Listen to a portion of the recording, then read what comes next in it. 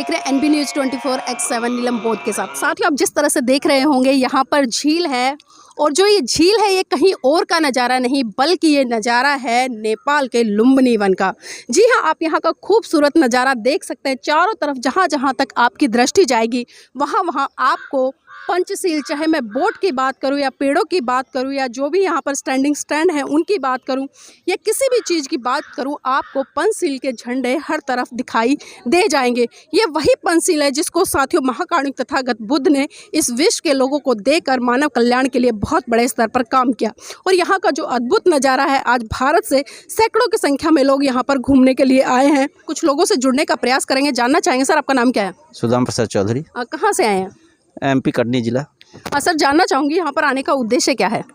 हो गए यहाँ पर मैडम, ये धाम में दीक्षा गौतम बुद्ध के संबंध में जब जानकारी हुई, उसी संबंधित जानकारी या घूमने के उद्देश्य उनके विषय में ये सब जानकारी के लिए आए थोड़ा सा। तो देखिए, कहीं ना कहीं आज लोगों में एक जिज्ञासा है, एक उत्साह है कि जिस धरोहर को या जिस संस्कृति को या जिस धर्म को जानकर आज पूरा भारत विश्व गुरु के रूप में गौरवान्वित हुआ, उस धर्म के बारे में, उस महाकारुणिक तथागत बुद्ध के बारे में जानने के लिए आज नेपाल की धरती लुम्बिनी पर आए हैं। और यहाँ पर लोगों का आप नज़ारा देख सकते हैं। कोई सेल्फी में व्यस्त है, कोई वोटिंग में व्यस्त है, कोई अपनी बातचीत करने में व्यस्त है। आपका नाम क्या है? प्रभा वाघमारे। कहाँ से आए हैं? हम पूना से आए हैं। तो यहाँ पर आने का उद्देश्य क्या है? क्या देखने के लिए आए। तो कैसा लग रहा है? अच्छा लग रहा है। क्या क्या चीज़ें देखी अभी तक? गौतम बुद्ध का और क्या मनोकामना देवी, पशुपतिनाथ। तो सबसे अच्छा क्या लगा? सबसे अच्छा रोपवे। मनोकामना रोपवे। हाँ, ऐसा क्या है वहाँ पर? वहाँ पर तो जाने में बहुत थ्रिल अच्छा लग रहा था, केबल कार में जाते हुए।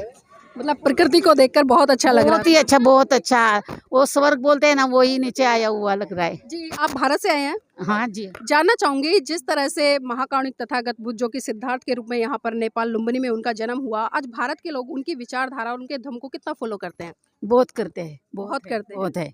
बहुत है फॉलो करने वाले। उनके धर्म की कुछ बातें बताएं हमें। जी, वो ऐसे तो मुझे पता नहीं है ज़्यादा तो नहीं बता सकती। आप बौद्ध हैं या हिंदू हैं? मैं हिंदू हूँ। अच्छा, हिंदू है। घूमने के लिए आए हैं? घूमने के लिए आए। तो देखिए, हिंदू लोग भी कहीं ना कहीं बुद्ध की आइडियोलॉजी से वास्ता रखते हैं। अभी बताने में इतना समर्थ नहीं है। जी, आपका नाम क्या सर? गिरी।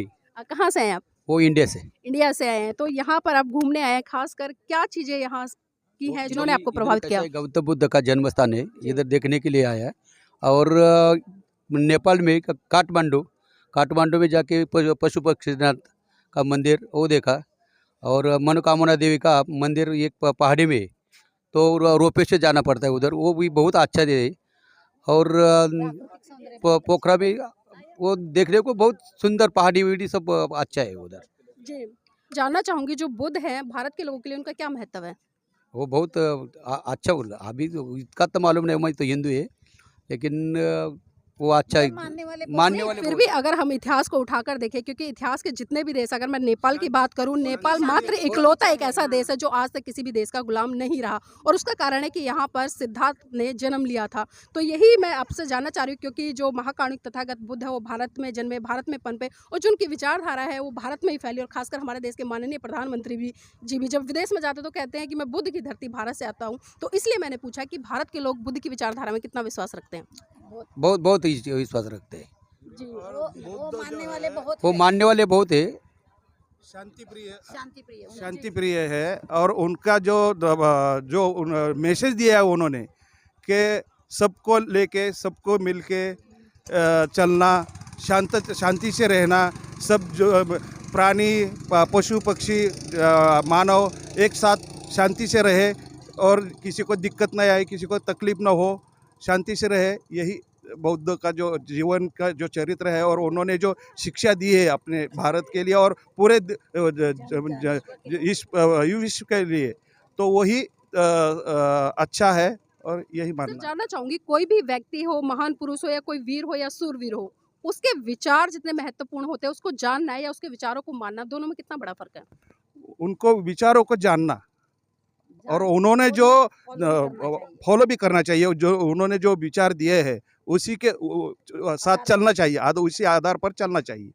जी, तो देखिए उसी आधार पर चलना चाहिए, लेकिन हम देख रहे हैं कि जिस तरह से भारत में जो अभी एक तनाव की स्थिति पैदा है, क्योंकि लगातार सरकारें भारत को हिंदू राष्ट्र घोषित करने पर तुली हुई है, लेकिन कहीं न कहीं जो पूरा विश्व है वो भारत को बुद्ध के कारण जानता है, तो कहीं न कहीं हम दोहरा चरित्र यहाँ पर सरकारों का भी देखते हैं, लोगों का भी देखते हैं। एक तरफ बुद्ध की बड़ी-बड़ी बातें तो करते हैं, लेकिन जब उनकी विचारधारा, उनकी आइडियोलॉजी या उनके सिद्धांतों को फॉलो करने की बात आती है, उससे कहीं न कहीं कोसों दूर नज़र आते हैं। मैडम आपका नाम क्या है? वर्षा गिरी। इंडिया से ही आए हैं? हाँ, पूना से। तो वही सवाल रहेगा कि बुद्ध की विचारधारा से कितना वास्ता रखते हैं? बहुत सारा। बहुत सारा, कैसे?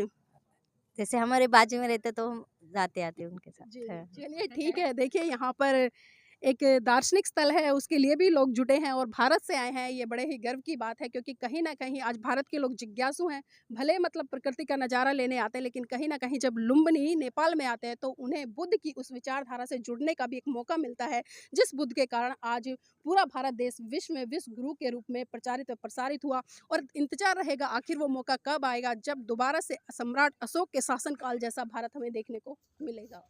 यहाँ सबसे बढ़िया ये कौन सा वाला बनता है जी? जापान।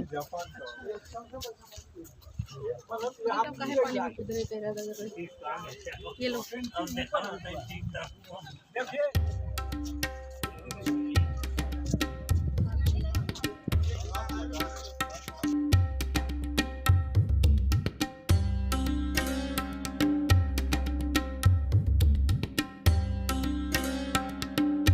तो अभी हम लेकर आए हैं आपको सिंगापुर मोनेस्ट्री के बाद में जापान की मोनेस्ट्री है, और आप देख सकते हैं कि जितनी भी मोनेस्ट्री है यहाँ पर बनी हुई हैं अलग अलग कंट्री की, अपने आप में अद्भुत है और जिनकी आकृतियाँ बहुत ही सुंदर है। सब ने अपने अपने तरीके से इनको बनाया है।